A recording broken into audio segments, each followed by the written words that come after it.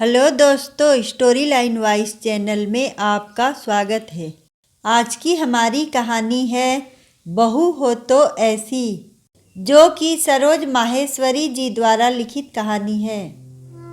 Mummy 4 बज गए, आपको कीर्तन में नहीं जाना? जाना तो है बहू, लेकिन 5 बजे तेरे पापा जी चाय पीते हैं, चाय पिलाकर ही चली जाऊंगी। मम्मी जी, क्या मुझे चाय बनानी नहीं आती?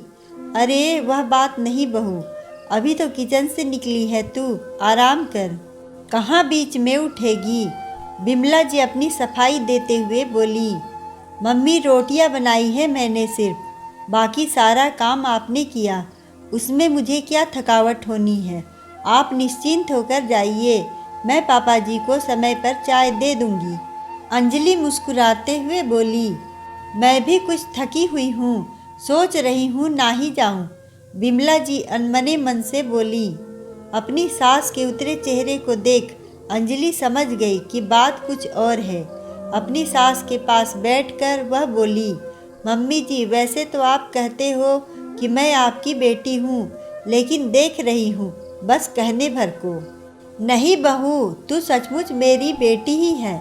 बिमला जी उसके सिर पर हाथ रखते हुए बोली। अच्छा तो सच सच बताओ कि क्यों नहीं जा रही आप कीर्तन में?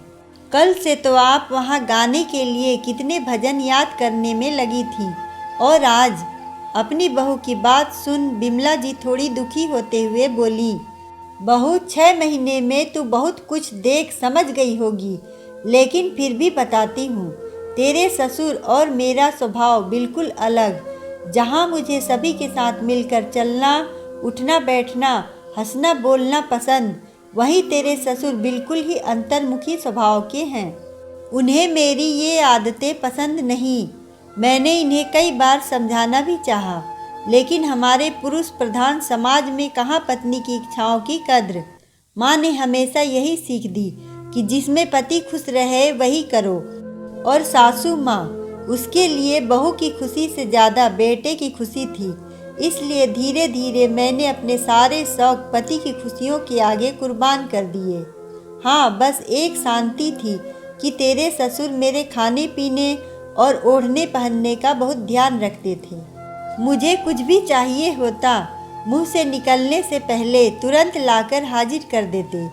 उम्र के साथ घुटने जवाब देने लगे थे, लेकिन यह तेरे ससुर की सेवा पानी का ही असर है कि मैं फिर से पैरों पर चल फिर पा रही हूँ। बस बहू, मैंने इसी में संतोष कर लिया कि दुनिया में सभी को मनचाहा तो नहीं मिलता, मुझे तो फिर भी ईश्वर ने बहुत कुछ दिया।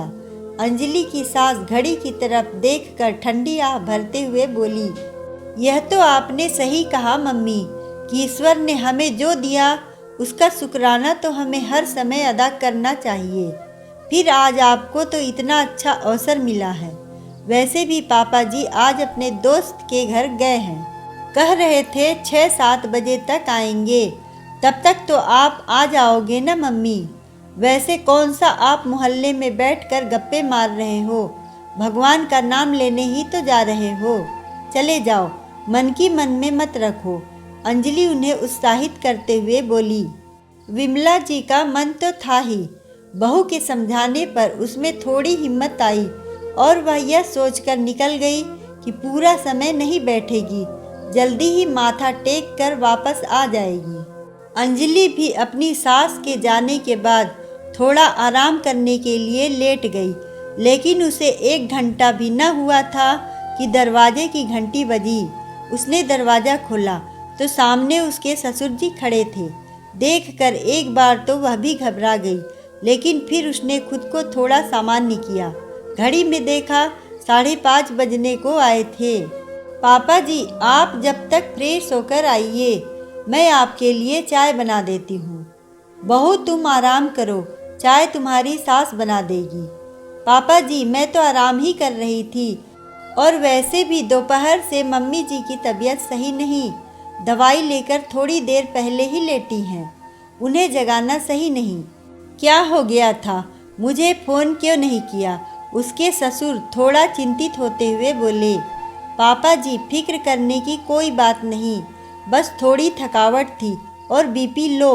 सुनकर विमला जी के पति ने थोड़ी राहत की सांस ली। जब तक वह फ्रेश होकर आए, अंजलि चाय बनाकर ले आई। अपने ससुर को चाय दे वह भी बैठ गई। पापा जी आज अपने दोस्त के पास गए थे, कैसी रही आपकी मुलाकात? बस बेटा, दोस्तों के साथ मुलाकात मतलब खुशियों की सौगात। आज मैं बचपन के दोस्त के पास गया था और वहाँ जाकर सरप्राइज हो गया। वहाँ तो मेरे स्कूल कॉलेजों की पूरी मंडली जमा थी। फिर तो बचपन स्कूल कॉलेजों के जो किस्सों की शुरुआत हुई उसमें समय का पता ही नहीं चला। सच में अपने यार दोस्तों से मिलकर जीवन में फिर से जोश भर जाता है। सबके साथ मिलकर आज अतीत की गलियों में पहुंचकर जो खुशी मिली तुम्हें बता नहीं सकता। ऐसी ही मुलाकातें महीने में एक आध बार हो जाए तो हम बूढ़ों को दवाई की ज़रूरत ही न पड़े। कहते हुए विमला जी के पति की आंखों में चमक थी। पापा जी आप बिल्कुल सही कह रहे हो। मेरे पापा व दादा तो शाम होते ही 1 घंटा अपने दोस्तों के साथ ज़रूर बैठते हैं और मम्मी दादी दोपहर के समय आराम करने की बजाय अपनी सहेलियों के साथ बैठ गप्पे मार अपनी थकावट दूर कर तरोताज़ा हो जाती हैं। देखो न पापा जी, मेरे दादा व दादी 80 के आसपास होने को आए लेकिन आज भी चुस्त दुरुस्त हैं। कोई बीमारी उन्हें छूकर नहीं गई। ईश्वर कृपा से मम्मी पापा भी। मुझे लगता है इसका कारण सामाजिकता भी है।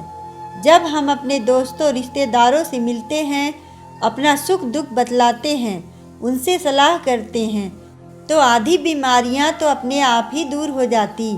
जैसा आपने कहा कि अपने दोस्तों से मिलने पर लगता ही नहीं कि हमारी उम्र बढ़ रही है। वैसे एक बात कहूँ पापा जी, मैंने देखा है कि आप मम्मी की कितनी फिक्र करते हैं। एक पति शायद ही अपनी पत्नी की बीमारी के लिए ऐसे रात भर जागता हो, लेकिन पापा जी मुझे लगता है कि मम्मी जी को दवाइयों के साथ साथ कुछ और भी दिया जाए तो वह जल्दी सही हो सकती है। हाँ हाँ बहू बताओ ना, मैं तो चाहता हूँ विमला के पैरों का दर्द व बीपी जल्द से जल्द सही हो। उसे दर्द से तड़पता देख मुझे क्या कम तकलीफ होती है। पापा जी मुझे पता था आप मम्मी के इलाज के लिए कुछ भी करने के लिए मना नहीं करोगे, इसलिए मैंने मम्मी को आज कीर्तन में भेज दिया। कीर्तन में जाकर मम्मी के पैरों का दर्द सही हो जाएगा? यह कैसे बेवकूफ़ वाली बातें कर रही हो बहू? विमला जी के पति थोड़ा नाराज होते हुए बोले, पापा जी दर्द तो मम्मी का महंगी दवाइयों से भी कम नहीं हो रहा। होगा भी कैसे जब तक मम्मी मन से खुश नहीं होगी। कोई भी दवाई अपना असर नहीं दिखा सकती और मम्मी की खुशियों का गला तो आपने उनके इस घर में आते ही घोट दिया था और उन्होंने भी आपकी खुशी के लिए अपने सारे शौकों को तिलांजलि दे दी।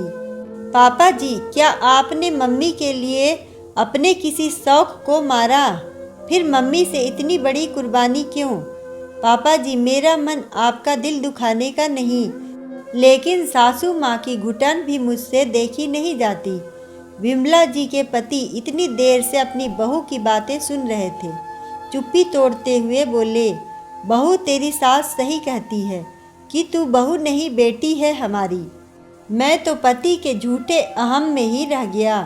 अपनी पत्नी की घुटन मुझे दिखाई नहीं दी, लेकिन तुमने न केवल अपनी सासू माँ के दुख दर्द को समझा बल्कि उसे दूर करने की पहल भी की। वह भी आज से अपनी जिंदगी जिएगी। मैं उस पर अपने कोई नियम नहीं थोपूंगा। मुझे तो सोचकर भी शर्म आ रही है कि मैं इतना खुदगर्ज निकला। सारी उम्र उसने मेरी खुशियों के लिए निकाल दी और मैं उसकी तकलीफ न देख पाया। आज सच्चाई जानने के बाद कैसे आंख मिलाऊंगा उससे? विमला का पति उदास होते हुए बोला, इसमें उदास होने की कौन सी बात है? चश्मा हटाकर आंखें चार करिए न मुझसे। विमला जी दरवाजे पर खड़ी शरारत से मुस्कुराते हुए बोली। विमला जी की बात सुनकर उनकी बहू के साथ साथ उनके पति भी ठहाका मारकर हंस पड़े। अगर आपको हमारी कहानी पसंद आए तो वीडियो को लाइक करें, चैनल को सब्सक्राइब करें और कमेंट में बताएं कि आपको कहानी कैसी लगी। धन्यवाद।